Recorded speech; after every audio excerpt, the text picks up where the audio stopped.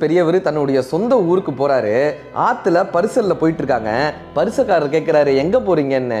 நான் இந்த ஊர் நாட்டாமக்காரர் ஐயாவை பார்க்க போறேன். நாட்டாமக்கார ஐயாவா எதுக்குன்னு கேட்குறாங்க. நாங்கள் சின்ன வயசுல எங்கள் அப்பா அவர் வீட்டில் தான் வேலை பார்த்துட்டு இருந்தாரு.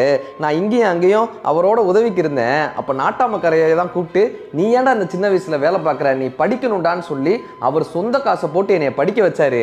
இன்னைக்கு அமெரிக்காவில் என் கம்பெனியில் 300 பேர் வேலை பார்க்குறாங்க. நான் இன்னைக்கு நல்லா இருக்கேன். அதுக்கு காரணம் நாட்டாமக்கார ஐயா தான். அவரை என் கடைசி காலத்தில் அவரை பார்த்து ஒரு நன்றி சொல்லிட்டு போகணுன்றதுக்காக இன்னைக்கு வந்திருக்கேன் அப்படின்னு பேசிக்கிட்டே வராங்க. கரை வருது, இறங்குறாங்க. இவர் ஒரு 100 ரூபாய் எடுத்து நீட்டுறாரு. பரிசக்காரர் வேணாம் அப்படின்னு சொல்றாங்க. அந்த தம்பி வேணாம் அப்படின்னா, ஏங்கய்யா கேட்டோம். இல்லை, நீங்கள் சொன்னீங்களே இந்த நாட்டாமக்கார ஐயா, அவருடைய கடைசி பேரை நான் தான். நாட்டாம ஐயா இறந்து போயிட்டாங்க.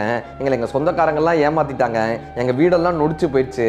எல்லாரும் அந்த வீட்டை விற்றுட்டு வெளியூர் போயிட்டாங்க. நானும் எங்கள் அப்பாவை மட்டும் எங்கள் தாத்தா வாழ்ந்த ஊருன்றதுக்காக இந்த ஊர்லேயே இருக்கோம்.